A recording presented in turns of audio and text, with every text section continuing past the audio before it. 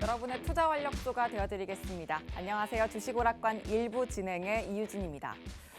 주말 내내 또 카카오 이슈 때문에 월요일장이 정말 걱정됐었는데 장 초반에 크게 하락했던 지수를 보면서 심장이 철렁했던 분들 아마 저뿐이 아니었을 것 같은데요. 그래도 다행히 양대 지수 모두 상승권에 마무리가 됐습니다.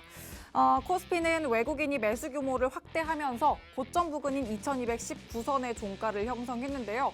환율의 등락도 컸던 와중에 외국인의 순매수세가 계속해서 들어왔다는 점 특징으로 볼 수 있겠습니다. 또 코스닥은 역시나 또 코스피와 같은 흐름으로 682선에 문을 닫았습니다. 오늘 시장 전반을 보면 주말부터 내내 이슈였던 그 카카오의 반사이익 수혜주부터 항공주, 철강 관련주, 국방 쪽까지 이렇게 개별 이슈부터 이런 또 수급 흐름이 개별 이슈에 따라서 흘러가는 걸 또 볼 수 있었는데 시장을 괴롭히는 악재는 사실 딱히 해결되지 않은 상황입니다. 이런 상황에서 종목별 개별 장세에 따른 수급 쏠림이 더욱 극심해지고 있는데 그런 요즘 시장이기 때문에 더더욱이나 돈의 흐름을 더 재빠르게 잡아내야 하는 요즘이 아닐까 싶습니다. 자, 그래서 그걸 탁월하게 해내 주실 김도훈 전문가님과 오늘 함께 해볼 텐데요.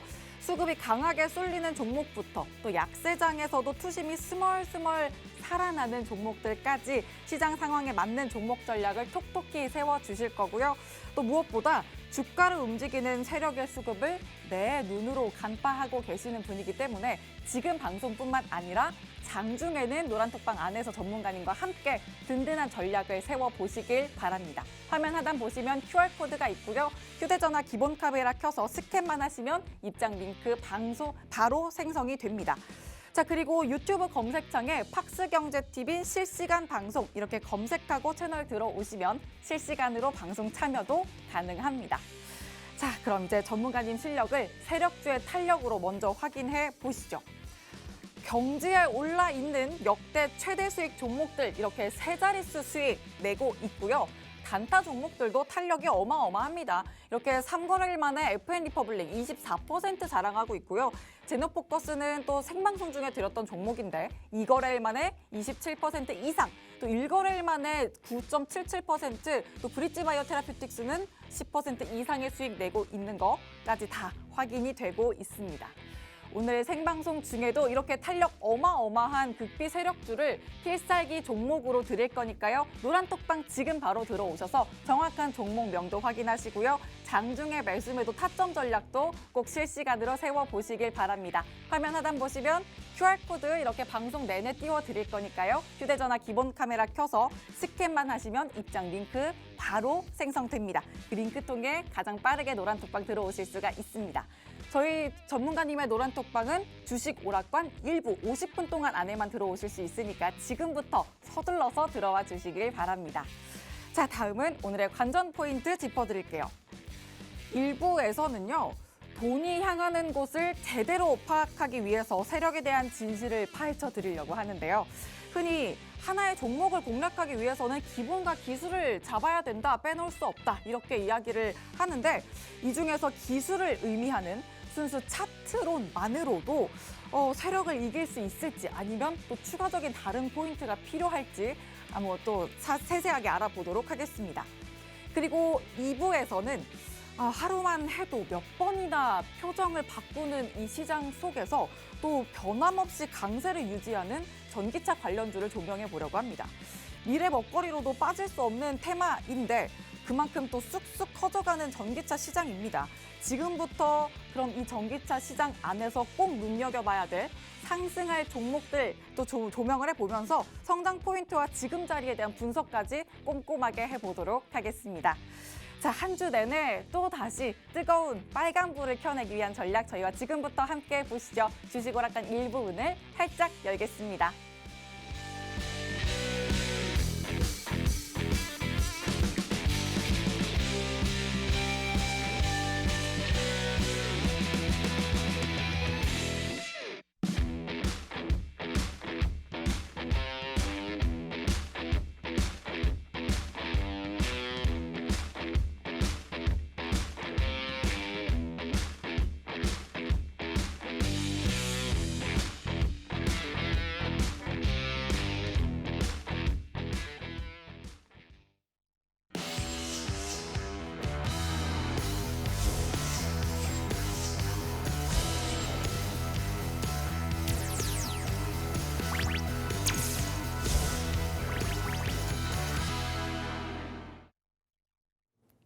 주식오락관 1부 문이 열렸고요. 뛰는 세력 위에 나는 전략가 김도훈 전문가님 모셨습니다. 전문가님 어서 오세요. 예, 반갑습니다. 김도훈 전문가입니다. 주말을 보내고 나서 우리 시청자 여러분들을 또 이렇게 찾아뵙게 되었는데 제가 금요일자에는 재방송으로 좀 찾아뵀어요. 제 개인적인 스케줄 때문에. 그래가지고 거의 일주일 만에 찾아뵀습니다.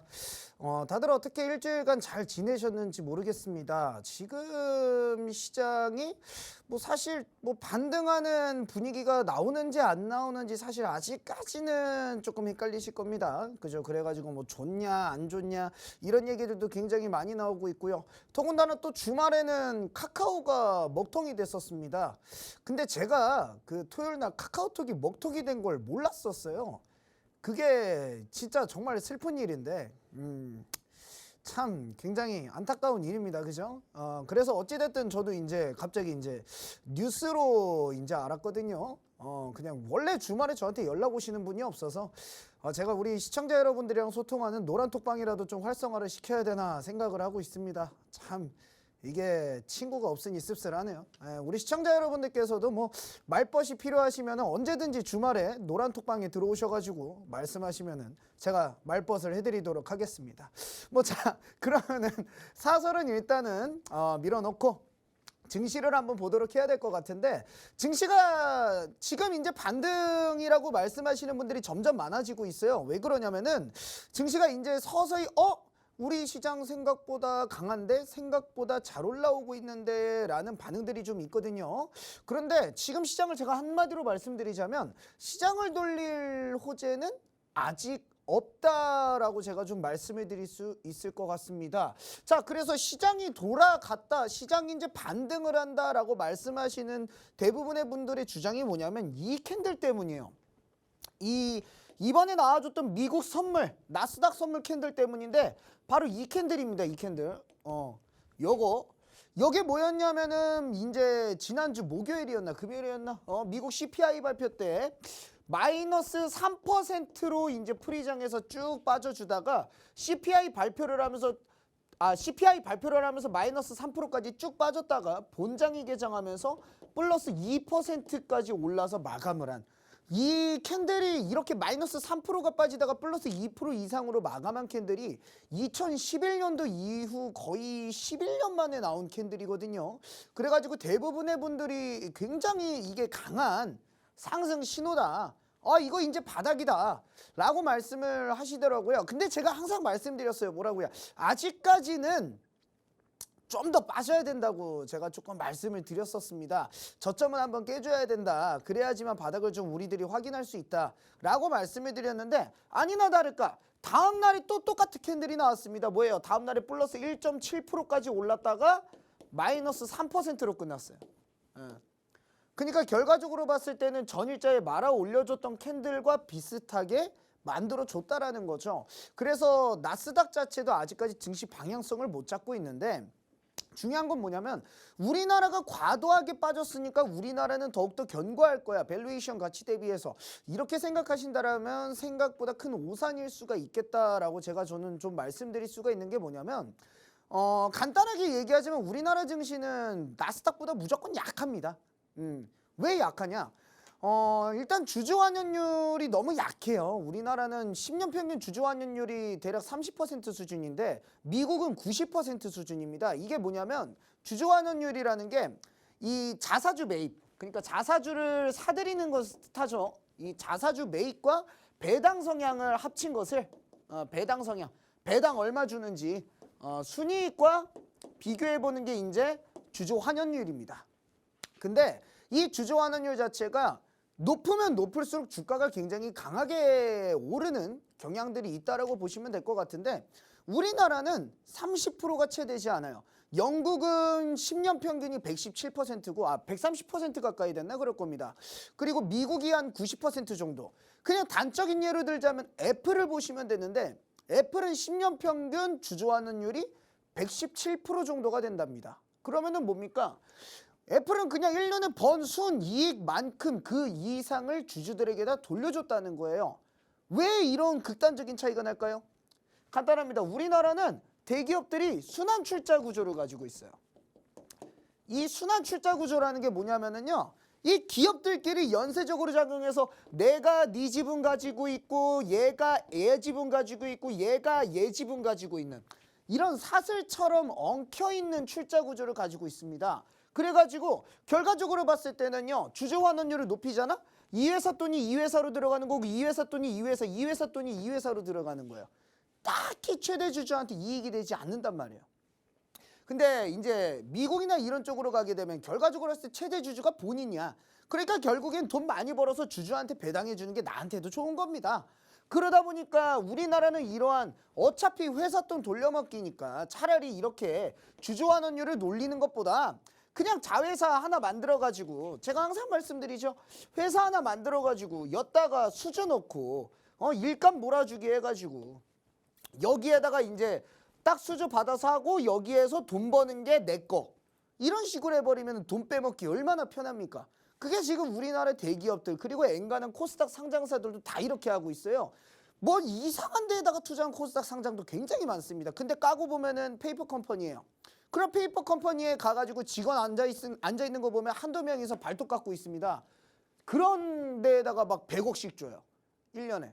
그럼 뭡니까? 결과적으로 그런 식으로 돈을 빼먹다 보니까 미국처럼 이렇게 주주환원율을 안 준다라는 거예요. 그러니까 우리나라 시장에 당연히 약세가 나올 수밖에 없지. 왜? 자사주 매입하고 소각하고 배당 주고 하는데 누가 안 삽니까? 이게 결국엔 주가의 하방을 방어하는 거는 우리나라가 많이 떨어지는 이유가 여기에서 기초된다라고 볼 수가 있는데 주가의 하방을 방어하는 것은 뭐냐면 장기 투자자입니다. 장기 투자자예요. 이게 무슨 소리냐? 이 장기 투자자들은 이 회사의 밸류에이션을 보는 거야. 그리고 이 회사가 배당 성향이 높잖아요. 주주 환원율이 높잖아요. 그러면은 뭡니까? 결과적으로 봤을 때는 가격이 빠지게 되면 나한테 배당 많이 주는 거잖아요. 쌀 때 사면은 나한테 배당이 더 들어오는 겁니다. 그럼 어떻게 돼요? 이러한 장기 투자자들 배당을 받고 뭐 장기적인 안목으로 끌고 가는 이러한 투자자들은 가격이 빠지면 도리어 매수를 합니다. 왜? 들고 있으면 돈이 되니까요. 돈이 들어오니까. 그리고 주가가 빠졌을 때면은 배당이 올라가거든요. 그래서 이게 한 주당 몇백 원 배당 이런 식으로 배당이 측정이 되기 때문에 결과적으로 봤을 때 증시가 박살이 났어요. 박살이 났을 때 내가 5천 원, 뭐 10,000원 하던 게 5천 원이 됐어. 그러면은 배당이 몇 배야? 배당이 2배가 되는 거예요. 지금 사놓으면은. 그러면은 뭡니까? 여기에서 배당을 내가 받는다는 거야. 그러다 보니까 여기에서 매수가 들어오면서 하방 경직을 만들어낸다는 뜻이에요. 주가가 빠지는 걸 방어해 줍니다. 근데 우리나라는 어떻습니까? 장기 투자자가 많아요? 없죠? 왜? 아니 뭐 주식 들고 있어봐야 오르지도 않아. 그런다고 막 갑자기 뭐 무슨 내용 나와서 주가가 급등하는 것 같더니 말짱 도루묵으로 다시 돌아와. 배당도 안 줘. 자사주 매입은 누가 합니까? 안 하죠. 최근에 증시 빠져가지고 그 노터스 종목 하나가 무상증자로 우악 올라가니까 너도 나도 갑자기 하지도 않던 주주 친화 정책한답시고선 그 무상증자 테마가 말이 됩니까? 그거 말장난이지. 그래가지고 너도 나도 무상증자했어요. 막 그러면서 공부문부터 시작해서 뭐 이상한 잡스러운 종목들까지 갑자기 뭐 돈도 없는데 무상증자를 다 하겠다고 합니다. 응? 그게 현재 우리나라 증시의 실태입니다. 그러니까 당연히 우리나라가 약한 거예요. 주주한테 뭐 주는 게 없으니 장기 투자자는 없고 단기 투자자만 있는데 이 단기 투자자들이 뭐 합니까? 레버리지 써요. 이 레버리지 써가지고 어떻게 합니까? 막 투자자가 증시 빠지면 어떻게 돼요? 로스컷이 막 나가요. 그거 받아줘야 되는 게 장기 투자자인데 이 장기 투자자들은 다 미국에 있으니 우리나라 증시는 어때요? 당연히 약할 수밖에 없다. 그러니까 당연히 더 빠진 겁니다. 우리나라 증시가 당연히 더 빠진 거고 그럼 상승을 할 때도 어떻게 됩니까? 당연히 미국 주식이 좋으니까 미국 주식 사야죠. 그러니까 우리나라 증시는 당연히 약한 겁니다. 그런데 우리나라 증시가 지금 하루 이틀 정도 나스닥보다 조금 잘 버텨주잖아요. 그러면 바닥인가? 이러시는 분들이 있어요. 오늘자 코스닥 코스피만 본다 하더라도요. 아니 나스닥이 이렇게 빠졌었는데 금요일 날에 그러면 우리나라가 이 정도로 버텼으면 우리나라 이제 바닥 아니야? 하실 수가 있는데 그냥 잠깐 디커플링 난 거예요. 우리나라는 나스닥보다 강하기가 굉장히 힘듭니다.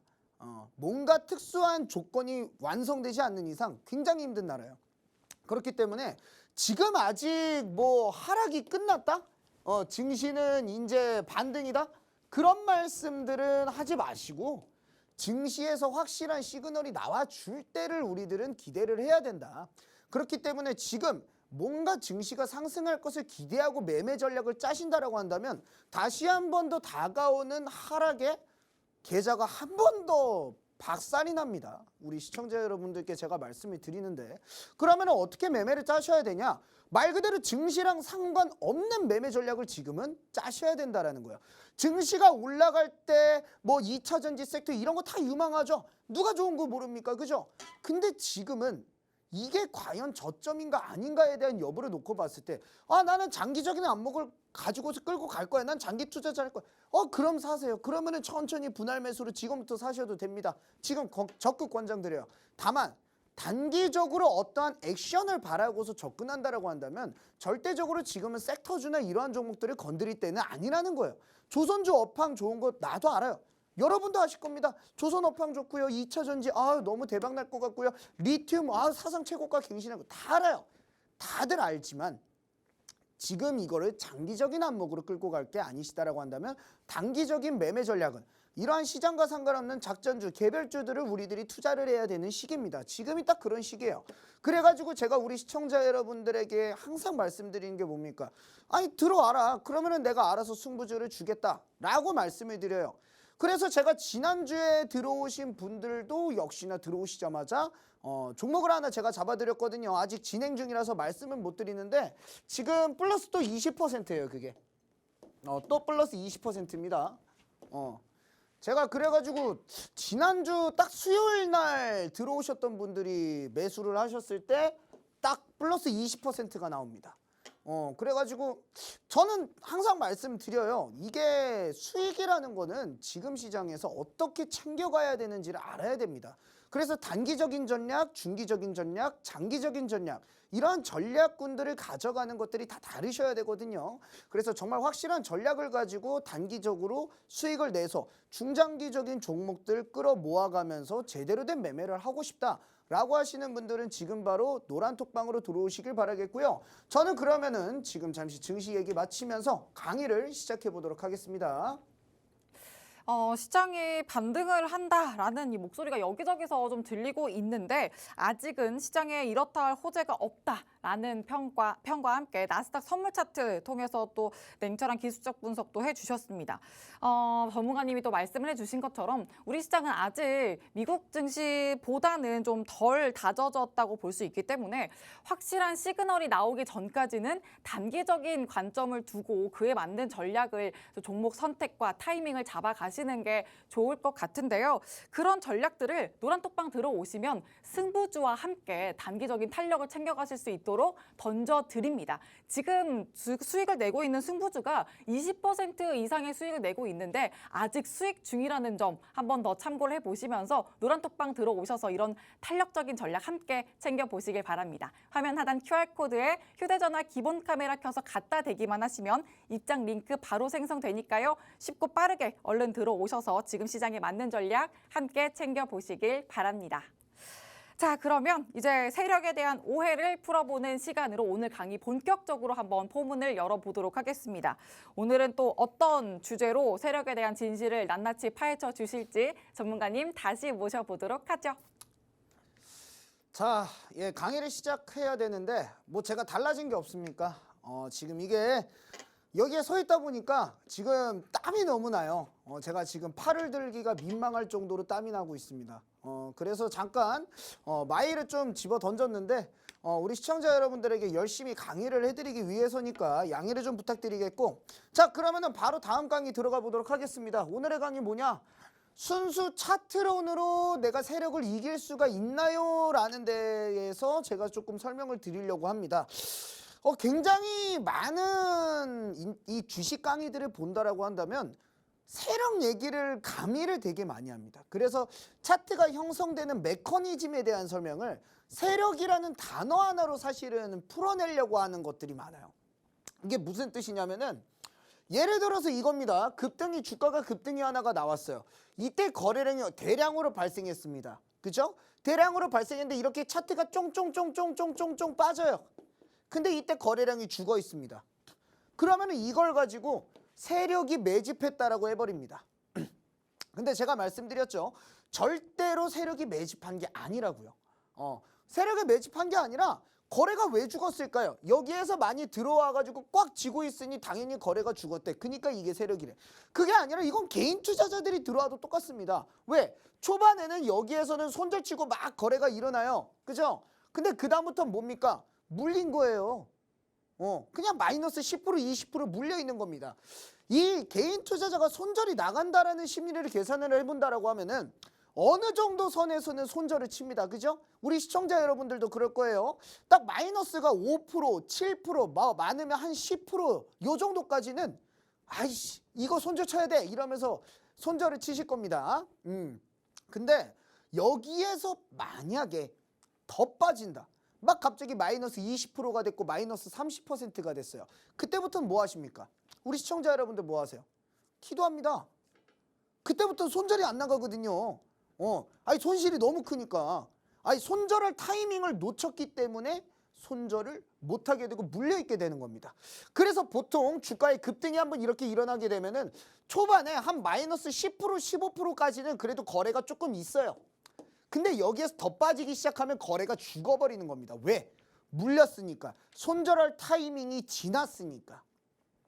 그래서 이렇게 한번 들어왔던 거래량을 보고서 세력의 매집이라고 판단하고 기다린다라고 한다면 지옥 끝까지 떨어지는 죽음의 하락을 맛보실 수가 있게 되는 거거든요. 그래서 제가 세력에 대한 오해라고 하면서 계속 우리 시청자 여러분들에게 말씀드리는 것이 뭐냐면 차트적인 부분은 차트적인 부분으로만 봐야 돼요. 근데 우리 시청자 여러분들이나 아니면은 되게 많은 유수의 강사들 그리고 뭐 전문가들 대부분이 다 이런 세력을 곁들여 가지고 표현을 하고 포장을 해버리니까 이런 거에 당하는 겁니다. 그냥 여기에 물려있는 애들 보면서 여기에 물려있는 개인 투자자들 보면서 저거 세력이 매수한 거니까 야 세력 매수 평단이 여긴데 지가 여기까지 내려왔네 하면서 매수했다가 더 빠지는 거예요. 왜? 여기에 물려있는 거라니까요. 그냥 그러면은 이러한 것들 때문에 사실상 그러면은 이러한 세력들을 다 배제시키고 나서 정말 순수한 차트론으로 접근을 했을 때 우리들이 주식시장에서 세력을 이길 수 있나요? 라고 하셨을 때 답은 저는 거의 못 이긴다라고 저는 말씀을 드리겠습니다. 왜 그러냐? 간단해요. 이 차트론이라는 거에 세력을 어느 정도 가미를 해줘야만 한국 주식은 성공할 수가 있습니다.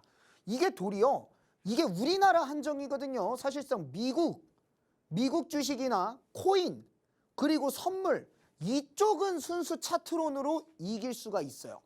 근데 국내 주식은 못 이깁니다. 왜 그럴까요? 간단해요. 이 차트론이라는 것들을 한번 바라보게 된다라고 한다면 자 이게 뭐예요? 이게 피보나치 조정대입니다. 뭐 조정 비율이에요. 그래서 이게 지금 우리나라 국선 코스피 선물지수인데 자 여기에서 보시면 요거 조정대 여기에 고점을 여기 자리로 잡았거든요. 여기 자리로. 자 여기에서 236에서 반등 382에서 반등 그죠? 여기에서 0.5 자리에서 반등 0.618 자리에서 반등 이런 식으로 자리들이 다 나와줘요. 그래도 우리나라 선물지수에서는 이 피보나치 조정대가 생각보다 잘 맞습니다. 근데 개별적으로 가볼게요. 한국정보통신 오늘자에도 상한가를 갔죠? 자 한번 보겠습니다. 이거 처음에 딱 급등하고서 그럼 조정을 주겠네. 피보나치 조정대로 봤습니다. 0.618 자리까지 왔어요. 근데 어떻게 됩니까? 이탈하고 박살이 났죠. 이 자리에서. 자 그러면은 얘는 더 이상 가지 못하는 자리에 왔다라고 볼 수가 있습니다. 근데 어떻게 됩니까? 가요. 다음 날부터 갑자기 갑니다. 그죠? 왜 그럴까요? 이게 결과적으로 봤을 때는 이거 0.618 자리에서는 지켜주고 여기에 반등이 나와줬어야 되는데 왜 깨지지? 라고 생각을 하실 수도 있고요. 그죠? 자, 그 다음에 이거 뭡니까? 엄청 유명하죠? 뭡니까? 엘리엇 파동 이론입니다. 그래가지고 이게 지금 사실상 뭐 코인 매매를 하신다라거나 이런 분들이 이 엘리엇 파동 이론의 신봉자들이 되게 많아요. 그죠? 그래서 상승 1파, 조정 2파, 그리고 상승 2파, 조정 2파, 그리고 상승 3파. 그래가지고 상승은 상승 3파와 되돌림 2파로 이루어진다. 그리고 하락은 하락 1파, 되돌림 1파, 하락 2파 해가지고 이렇게 나오는 건데 이 엘리엇 파동 이론을 너무 적용하려고 들어요. 그래서 이 신봉자들이 많은데 자 한번 HLB 테라피틱스라는 종목을 볼게요. 자, 그러면 이 종목 보면 이게 하락 1파죠. 그죠? 이게 하락 1파입니다. 멈춘 적이 없으니까. 그죠? 자, 그래가지고 여기에서 한번 꺾인 거를 하락 2, 되돌림이라고 보더라도 여기 이제 2파예요. 2파가 더 깁니다. 상승 1파보다는. 그죠?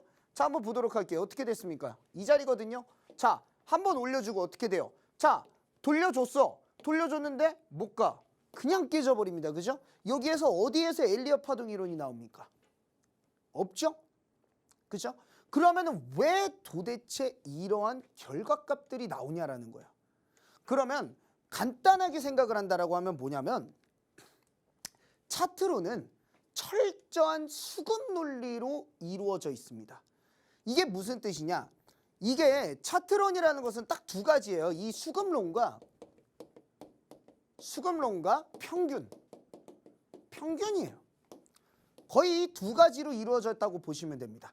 결국에는 차트는 주가는 평균에 회귀하게 된다라는 이론에 근거한 대부분의 차트론들이 있고요. 수급론, 결과적으로 봤을 때 매수와 매도가 과하게 매수가 발생하고 과하게 매도가 발생하고 혹은 매수가 이 정도를 발생했을 때는 어느 정도의 투심이 나와서 이렇게 매도가 나오고 이러한 것들이거든요. 그래서 이 차트론이라는 것은 철저하게 수급과 이 평균값에 의거해가지고 대부분의 차트론이 나왔습니다. 실제로요. 근데 중요한 건 뭐냐면 이 평균에서 뭐 벗어났을 때 회귀해야 된다라는 법칙, 뭐 아니면은 수급적으로 봤을 때 이게 너무 과하기 때문에 여기에서는 되돌림이 어느 정도 나와줘야 된다는 법칙. 여기에서 파생되는 것들이 이제 뭐 파동론이라든가 아니면 이격이라든가 뭐 이러한 것들이 되는 거거든요. 근데 이 주식시장, 국내 주식시장에 뭐가 있습니까? 작업하는 사람들이 있죠. 주가로 장난질을 하는 사람들. 그러면은 그 사람들이 있으면은 뭐가 무너지게 되냐면 평균이 일단 의미가 없게 돼요. 평균이. 왜? 평균치가 무슨 소용입니까? 그 사람들이 만지기 시작한 순간부터 날아가는데. 그죠? 그때부터 평균이라는 게 없어요. 이격이 막 벌어졌습니다.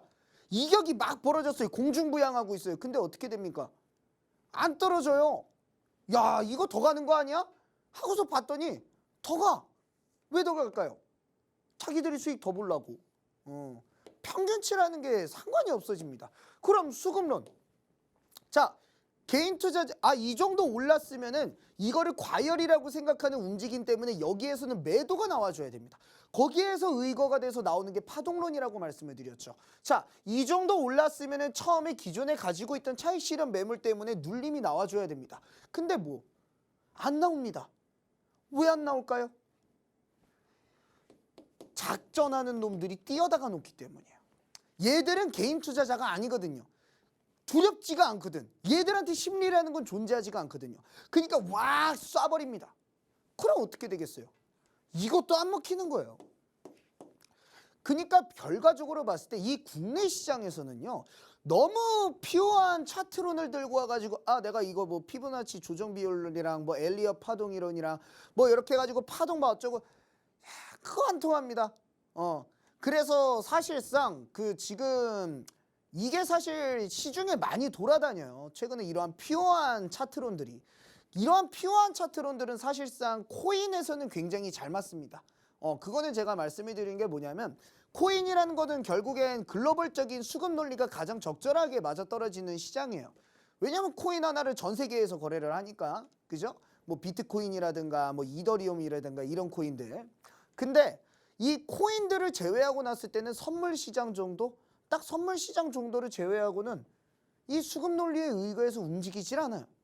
결국엔 모종의 세력, 누군가의 손에 이끌려서 휘둘려지는 차트이기 때문에 피오한 차트론이 안 먹힌다. 그러면 이러한 피오한 차트론을 가지고 접근을 했다가는 어떻게 됩니까? 계좌가 박살이 난다라는 소리예요. 그렇다라고 제가 아까도 설명드렸지만 그럼 피오한 차트론이 안 되니까 나는 세력을 보는 차트론을 가지고 나는 할게요 하시는 분들 있죠. 우리 시청자 여러분들에게 저는 단언코 말씀드릴 수 있습니다. 여러분들이 아시는 그 세력 차트는 다 엉터리예요. 여러분들이 그거를 뭐 몇십만 원 주고 배울 수 있다라고 한다면은요. 여러분들 계좌는 빵빵해졌어야죠. 그죠? 절대 그러지 않습니다. 여러분들께서 지금 알고 계시는 그 어떠한 세력 차트, 어떠한 세력 매집 차트, 특히나 그 세력 매집 차트 하나도 안 맞아요. 제가 그거는 여러분들께서요 정말 자신 있다, 세력 매집 차트에 자신 있다, 저와 딱 10분만 대화를 해보시면 아실 겁니다. 아, 내가 알고 있던 것들은 모든 것들이 잘못돼 있었구나 라는 것에 대해서요. 그렇기 때문에 여러분들께서 정말로 무언가가 제대로 알고 싶다라고 하시는 분들은요, 제가 여기에서는 말씀을 잘 안 드려요. 왜냐하면 이 TV 방송에서 할 수 있는 수위라는 게 있기 때문에 종목을 사례로도 못 들읍니다. 왜냐하면 이 종목이 이러한 차트가 있었는데 얘네들이 이때 무슨 짓을 했고, 이러한 애들이 직접 뭔가 주가를 작업을 했던 얘기들이 있는데, 그걸 제가 TV에서 나오면은 저 다음날 나와가지고 속고대제해야 됩니다. 왜? 그 회사에서는 당연히 부인하죠. 그죠? 그럼 난 여기에서 뭐 해야 됩니까? 일단 죄송합니다 해야 돼요. 그래가지고 TV에서는 못 말해요. 그래서 제가 이 방송 끝나고 저녁 9시에 온라인 강의를 진행을 하는 겁니다. 그래서 우리 시청자 여러분들께서 정말로 작전 세력들이 이렇게, 걔들이 매주 어떻게 이렇게 정말 제대로 알고 싶다라고 한다면 지금 노란톡방에 들어오셔가지고 정말 작전 세력은 이렇게 한다, 이렇게 해가지고 이렇게 진행이 된다, 이러한 부분들 제가 명확히 설명을 드릴 테니까 뭐 시중에 돌아다니는 이상한 거 공부하셔가지고 어디 가서 당하지 마시고 제대로 배우시라는 겁니다. 그래서 지금 이 부분에 대해서 제대로 배우고 싶으신 분들은 지금 노란톡방에 들어오셔서 대기하시고요. 저는 그러면은 잠시 준비하고 2강 시작해 보도록 하겠습니다. 네, 오늘은 또 순수 차트론만으로도 세력을 이길 수 있는지에 대한 내용을 풀어주셨습니다. 거의 못 이긴다라는 이런 칼답으로 답변을 주셨는데, 차트론은 또 철저한 수급론으로, 수급 논리로 이루어져 있기 때문에 누군가에 좀 이끌려서 만들어진, 즉 세력의 개입이 있는 이 차트는 또 그런 차트론 접근으로는 좀 매매하기 힘들다, 이런 답변을 주셨습니다. 좀 더 세세하게 이해가 조금 더 힘드신 분들, 세세한 강의를 원하시는 분들은 노란톡방 들어오셔서 좀 더 리얼한 강의를 받으실 수 있으니까요. 그 교육 링크 노란톡방 안에서 꼭 공유 받으시길 바라고요. 이렇게 시장의 흐름을 누구보다 잘 간파하고 계시는 전문가이기 때문에 장중에 또 함께 전략을 세우신다면 누구보다도 탄력적인 수익을 장중에 함께 담아 가실 수가 있습니다. 또 그 안에서 극비 세력주로 담아주신 종목들이 있는데, 최근에 단타로 공략해주신 종목들로도 확인이 됩니다. FN 리퍼블릭 24% 담아가고요. 제노포커스 27% 이상 담아가는데요. 이게 모두 다 2거래일, 3거래일 이렇게 단 며칠 만에 담아드렸다는 점, 이렇게 또 확인이 되고 있습니다. 잠시 후에 공개해드릴 필살기 종목도 이렇게 탄력적인 극비 세력주를 공개해드릴 거니까 노란톡방 지금 바로 들어오셔서 정확한 종목명 꼭 확인하시길 바랍니다. 화면 하단 QR코드에 휴대전화 기본 카메라 켜서 갖다 대기만 하시면 입장 링크 바로 생성이 됩니다. 그리고 또 한 번 말씀드리지만 더 자세히 풀어드릴 오해에 대한 강의, 온라인 강의 오늘 밤 9시에 해드릴 거니까 그 교육 링크도 꼭 챙기시길 바랍니다. 자, 그러면 오늘의 필살기 종목 차트 힌트부터 이제 확인해 보도록 하죠. 전문가님 다시 모셔보도록 할게요. 예, 일단은 강의 시작하기에 앞서가지고 오늘자 공략주를 좀 제가 말씀을 드려야 될 것 같은데, 일단은 차트부터 제가 보여드리도록 하겠습니다. 차트가 이건데, 차트 이쁘죠? 그냥 사실 조금 이제 차트를 이제 보셨다라고 하시는 분들은 딱 봤을 때 이쁘다라고 생각이 좀 드실 겁니다. 이 종목 같은 경우에는 제가 최단기 주력으로 좀 밀고 있는 종목이에요. 그래가지고 말 그대로 가장 단기에 가장 큰 수익을 뽑아서 나머지 제가 승부를 봐드릴 종목들을 담으셔라 라고 드리는 최단기 승부주입니다. 그래서 이 종목 같은 경우에는 목표 수익률 딱 오늘 주가 기준으로 해가지고 딱 20-30% 정도 바라보고 있습니다. 뭐 기간은 이번 주 내로 차익을 바라보고 있고, 지금 차트 자체가 긴 말 설명할 필요 없겠죠. 그냥 9월 달에 증시 빠질 때도 이 녀석은 살아 있었습니다. 살아 있었고 자박 쌓아 올리다가 이제 스타트를 끊었죠. 길게 말할 필요가 뭐가 있겠습니까? 뭐 섹터 뭐 그런 거 사실상 움직이는 놈 마음입니다. 그죠? 움직이는 놈의 의지가 뚜렷하게 보이는 그러한 종목이고, 이 종목이 왜 이번 주 내에 가야 되는지는 노란톡방에 들어오시는 분들에게만 제가 말씀을 드릴 거예요.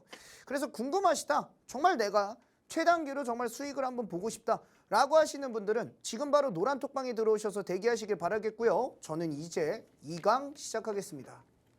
네, 오늘 필살기 종목 차트를 또 맛보기로 보여드렸는데 최단기로 탄력적인 수익을 목표하고 있다 이렇게 또 말씀을 해주셨습니다. 그러니까 노란톡방 지금 얼른 들어오셔서 정확한 종목명 꼭 확인하시길 바랍니다. 화면 하단 QR코드에 휴대전화 기본 카메라 켜서 갖다 대기만 하시면 입장 링크 바로 생성되니까요. 쉽게 들어오실 수 있습니다.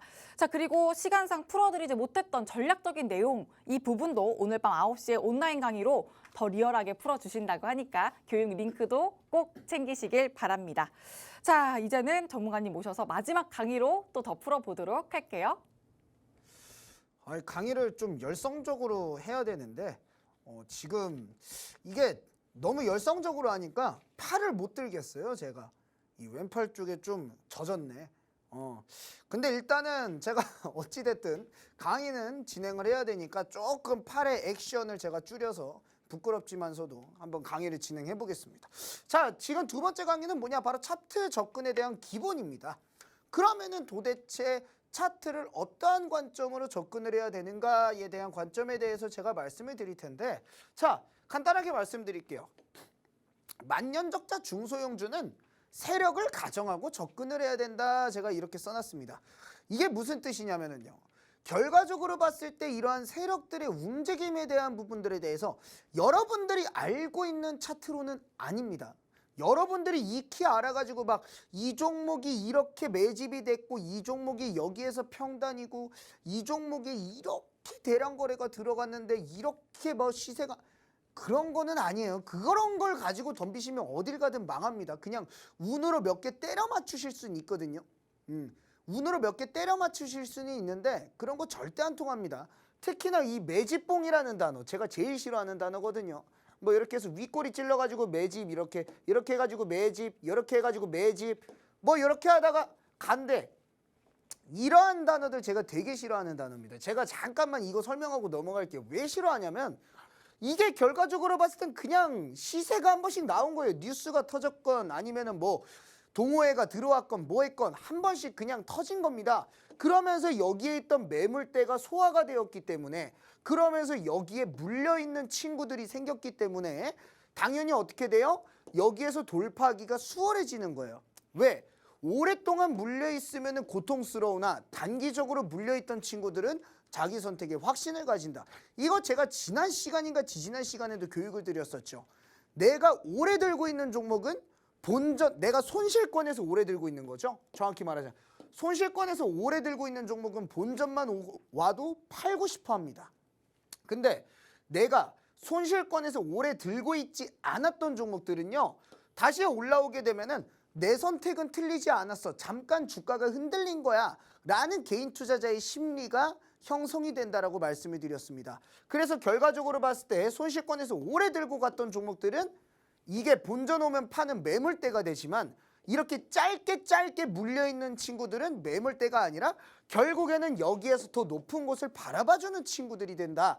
그래서 어떻게 됩니까? 단기적으로 이렇게 땅땅땅 때려주게 되면 어떻게 된다? 여기에서 물렸더라도 이거 조만간 가겠지라고 생각을 하게 되면서 홀드를 하게 되고 여기에서 돌파가 수월해진다라고 됐어요. 결과적으로 봤을 땐 그게 세력의 매집에 의한 메커니즘이 아니라 단순한 개인 투자자들의 교체, 개인 투자자의 심리에 의한 차트 매물대 소화라는 거예요. 근데 이러한 기본적인 논리, 메커니즘을 설명하지 못하니까 그냥 이거를 세력이라고 단정 짓는 겁니다. 근데 중요한 건 뭐냐면요, 여기서 땅땅땅에서 매물대가 소화가 됐습니다. 소화가 됐는데 추가적인 매수 요인, 즉 이 주가를 끌어올릴 요인이 없다라고 한다면 여기서부터 주가가 그냥 박살이 나는 거예요. 여러분들 그런 경험 많이 하셨을 겁니다. 제가 그래가지고 뭐 바닥권에서의 역대급 거래량이라든가 이런 거 다 무시하라고 우리 시청자 여러분들에게 계속 말씀드려요. 바닥권에서 역대급 거래량 장대 양봉 나오고 여기서 몇 번 이렇게 빵빵빵 치다가 어떻게 돼요? 다시 지하실을 팝니다. 그죠? 그런 종목들 많이 보셨을 거예요. 왜 그랬을까요? 여기에서 들어온 게 아니니까. 그냥 뉴스 나오고 바닥권이라서 한번 통통통 이렇게 됐던 건데 우리 시청자 여러분들은 이걸 보고서 매집이라고 생각하고 여기가 매집 평단이네. 아, 역대급 거래량이 들어왔네 하면서 홀드를 하시다가 계좌가 완벽하게 박살이 나는 상황이 나오게 되는 거죠. 그래서 결과적으로 봤을 때 우리 시청자 여러분들이 아시는 이거 뒤로 돌아갔네. 우리 시청자 여러분들이 아시는 그러한 세력에 대한 차트론들은 다 접어 놓으셔야 해요. 다 접어 놓으셔야 되지만 제가 여러분들에게 말씀드리는 것은 뭐냐면 이 만년적자 중소형주는 거의 세력이 없으면 못 움직인다라고 봐야 됩니다. 왜? 보통 이제 바이오주를 조금 제외를 할게요. 진짜 바이오 연구를 해가지고 기술특례 상장되었던 기업들, 그러면서 정말 그냥 적자가 나더라도 미래의 가치성만 볼 수 있는 기업들, 그러한 기업들을 제외하고 나서는 대부분 이 망년 적자 중소형주를 누가 사겠습니까? 아무도 안 사요. 이거 노리는 건 뭐예요? M&A 업자들밖에 없어요. M&A 업자들. 왜? 코스닥 상장사, 코스피 상장사잖아요. 상장사가 뭐가 좋습니까? 자본 조달이 좋아요. 이 회사가 쓰레기든 아니든 관심이 없다는 거예요. 그냥 싼 종목이면 좋은 거야. 적자든 말든 관심이 없어요. 상장 폐지만 안 될 수준이면 되는 거예요. 그래서 이 만년적자 중소형주들 개별 재무제표를 까면은요, 꼭 한 3년인가 4년에 한 번씩은 1억, 2억 흑자가 찍혀 있습니다. 정말 교묘하게 1, 2억 정도 흑자가 찍혀요. 그게 비용들 다 까고 막 이연시키고 막 해가지고 회계 작업을 치는 건데 그러한 회사들이 많습니다. 그리고 그러한 회사들이 시중에 많이 돌아다녀요. 뭐 100억, 200억, 300억 여러한 진짜 푼돈에 돌아다닙니다. 코스닥, 코스피 상장사가. 그죠? 자, 그러면 이러한 종목들 같은 경우 이런 M&A 업자만 노리지 누가 이 종목을 좋다고, 그죠? 누가 좋다고 삽니까? 아무도 좋다고 안 사요. 그러면 이러한 회사들, 그럼 사간 놈들이 이 M&A 업자라고 한다면 당연히 뭐 하겠습니까? 주가 조작을 한다라고 봐야겠죠. 주가 작업, 주가 플레이를 한다라고 봐야겠죠. 자, 그러면은 예시를 하나 보도록 할게요. 물론 이 회사가 뭐 주가 작업을 했다 이건 아닙니다. 그냥 예시를 볼게요. 자, 이 회사는 여기에서 보시면 토목자재 부품 제조 및 시공 연구 개발을 목적으로 상장이 되어 있는 회사다 라고 나와 있습니다. 자, 그래가지고 뭐 타이 케이블 연구 앵커를 출시하여 사업 기반을 확대했으나 영업 손실은 13.8% 증가, 뭐 당기 순손실은 73% 증가. 그래서 재무제표를 한번 본다라고 한다면 뻘거쳐. 수익이 나서 뻘건 게 아닙니다. 뭡니까? 적자가 나서 뻘건 거예요. 이렇게 뻘겁니다. 그죠? 근데 이 회사가 뭐예요? 최근에 어마어마하게 급등한 코리아 S입니다. 코리아 S라는 거예요. 이게 이렇게 급등을 했죠. 자, 그럼 여기에서 엘리엇 파동 이론이 적용이 됩니까? 안 되겠죠. 자, 피보나치 조정 비율 안 돼요. 그렇죠? 다 안 됩니다. 그럼 이러한 종목들 얼마였어요? 현 주가 14,500원 기준으로 시총이 2,800억이었는데 이 종목 급등 전 주가가 2,000원이었어요. 이때 시총 얼마예요? 400억. 400억짜리였다라는 겁니다. 결국에는 이게 너무나도 작고 작은 회사니까 다른 누군가가 이 회사를 인수해 간 거예요. 나 코스닥 상장사 해야지 하고. 그게 누구였습니까? 리튬 플러스죠. 이 리튬 플러스가 인수하게 되면서 이 회사의 주가가 이렇게 급등을 해줬던 겁니다. 그럼 여기에서는 차트론이라든가 차트의 이론들이 맞아떨어질까요? 안 맞아떨어지죠. 왜?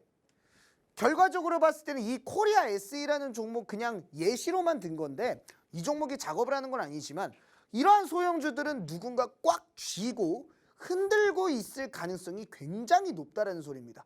그러면은 결과적으로 봤을 때 전체적인 개인 투자자들의 수급 논리라든가 평균치에 대한 논리, 지금 여기에서 보시게 되면 이미 이격도가 이렇게 벌어졌는데 평균치로 갔어요? 안 갔습니다. 그죠?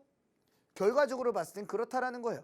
그래서 이러한 종목들 같은 경우에는요, 접근법 자체를 차트론적인 접근을 하기보다는 세력이 있다라는 가정하에 그 세력의 움직임, 그러한 핸들링들을 추적을 하는 방식을 알아가셔야 됩니다.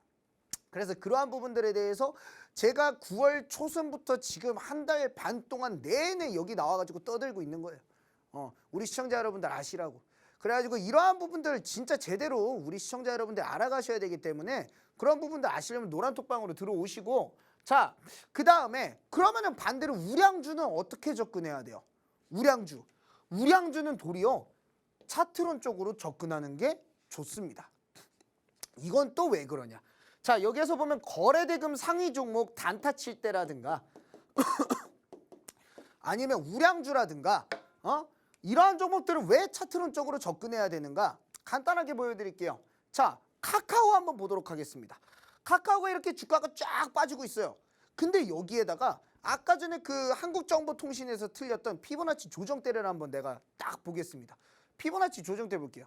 어떻게 됩니까? 여기에서 0.38 되돌림 파동 나오고 다시 이렇게 빡 빠지죠? 예, 보시게 된다라고 한다면 이 피보나치 조정대가 딱 맞아 떨어집니다. 그죠? 다음 파동도 볼게요. 어떻게 돼요? 쫙 빠지고 있는데 여기서 어떻게 돼요? 되돌림이 0.38 정확하게 이 피보나치 조정대 38 비율을 맞고서 다시 빠집니다. 그죠? 잘 맞아 떨어지죠? 이게 왜 그럴까요?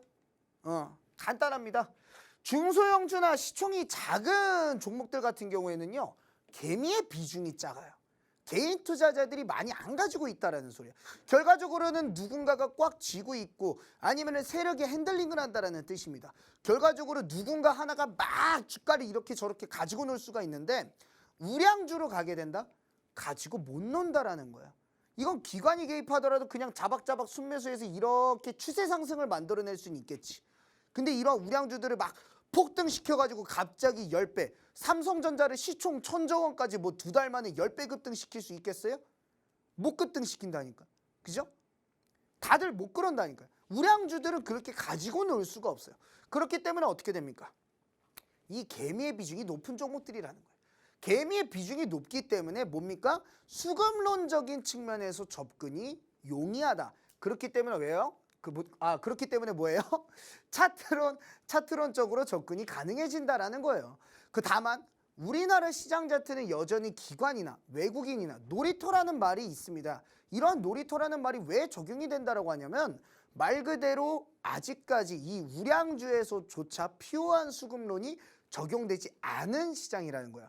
그래도 우량주로 갈수록 차트론적인 부분이 조금 맞아 떨어지겠지만 결과적으로는 세력들의 대부분은 가정을 하셔야 된다라고 저는 좀 말씀을 드릴 수 있을 것 같고요. 우리 시청자 여러분들께서 정말 앞으로 이 차트론적인 부분 그리고 정말 세력을 가정한 제대로 된 차트론적인 부분을 알고 싶다라고 한다면 지금 오늘자 9시에 진행되는 온라인 강의에 참여를 하셔서 제대로 배워가시고 그리고 제가 오늘자 준비한 공략주도 받아가시길 바란다 말씀을 드리면서 오늘자 방송 마치도록 하겠습니다. 네, 마지막 강의로 차트에 접근하는 기본 공식을 또 풀어주셨는데 만년 적자를 낸 중소형주는 세력을 좀 가정해보라라는 이 포인트와 함께 중소형주일수록 개인 투자자의 참여 비중이 낮기 때문에 차트론 접근이 좀 힘들다. 하지만 우량주는 그 반대로 차트론적인 접근이 좀 쉬울 수 있다. 이렇게 좀 말씀을 해주셨습니다. 이렇게 좀 세력의 움직임을 정확하게 알고 있는 분이기 때문에 오늘의 공략주를 또 그렇게 세력의 극비 세력주로 주셨습니다. 그만큼 노란톡방 들어오셔서 이 움직임과 함께 매수매도 타점 전략을 세워드릴 거니까요. 들어오셔서 함께 해보시길 바랍니다. 화면 하단 QR코드에 휴대전화 기본 카메라 켜서 갖다 대기만 하시면 입장 링크 바로 생성되니까 지금 바로 들어오시길 바랍니다.